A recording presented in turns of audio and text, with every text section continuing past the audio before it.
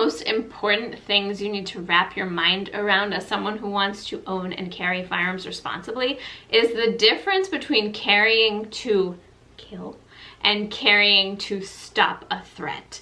That might seem like a small variation in wording, but it's really super essential that you guys understand this.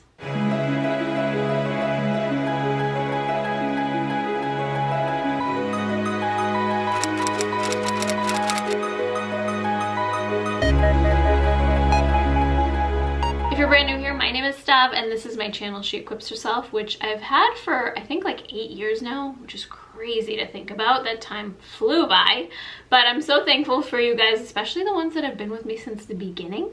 And I just love to come on here and give you guys a little bit more information and confidence to be responsible gun owners and gun carriers. If you don't follow me on Instagram, I post a lot on my stories over there, so make sure you're following me on Instagram. And if you enjoy my content on YouTube, please subscribe. Some of you tell me that you don't see my videos popping up, so if you hit the little notification bell, you'll actually get notified every time I post a new video. But today I wanted to talk about this very important piece of understanding that we need to have. We're not shooting to kill, we are shooting to stop a threat. And I see this word pop up in comments, and it's easy to just like brush by it and not really pay much attention to it. But when I see that phrasing, it gives me an understanding of where someone's brain is, because it's something that we need to actually think about and wrap our minds around. Because media and TV and movies will show that gun equals death. Now, a gun is a lethal tool, but shooting somebody does not always mean it's going to result in death.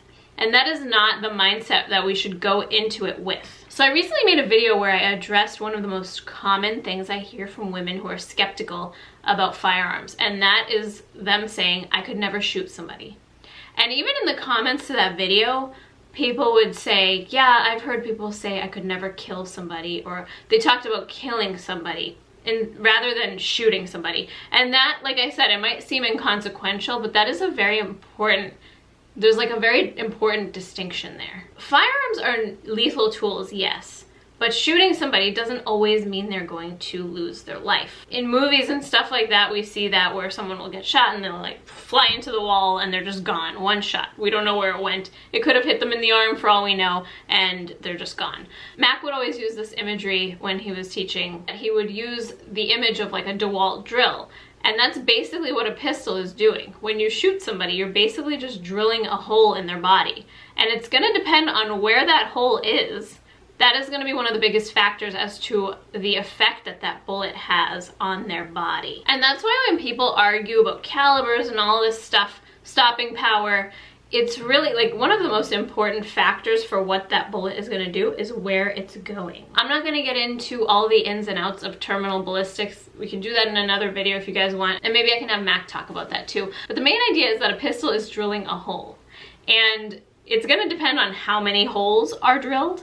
It's going to depend on whether or not there's like a response, if somebody is going to help that person after they're shot medically, whether or not they're going to survive, and how bad the damage is going to be. There's a lot of different factors that go into it. How many times they're shot, where they're shot, if there's some sort of medical response afterwards. Like, there's a lot of different factors that go into it. But whether or not that person loses their life is dependent on a lot of things. Maybe they're on some sort of substance where they don't really feel it and they can kind of fight through it. There are a lot of different factors that go into how that bullet is going to affect that individual person. So as a responsible gun carrier and gun owner, why am I carrying a gun?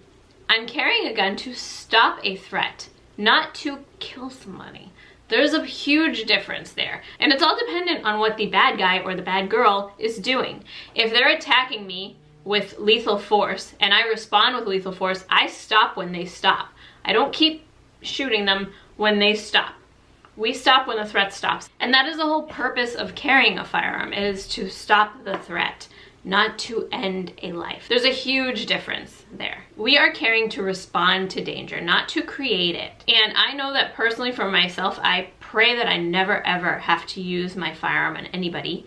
And the same for you guys. But like I say all the time, we coexist in a world of evil, and we need to be able to respond to that not just for ourselves, but for our loved ones, for our children, for our family, for our neighbor. And I highly recommend you guys take a use of force class, like specifically for concealed carry or home defense, so that you know when you're legally able to use lethal force versus non-lethal force, which is why we always carry a gun and, say it with me people, pepper spray. Pepper spray. We always carry a lethal tool and a non-lethal tool so that we can respond to a variety of situations. If the only tool you have is a gun, you might respond to a non-lethal threat with lethal force, and that is a whole mess of trouble that you do not want to be in. So knowing the legalities of when you can use lethal force versus not, very important, but it's also important to have the mentality that I stop my response when the threat stops. And that's not going to be dependent on me as the good guy.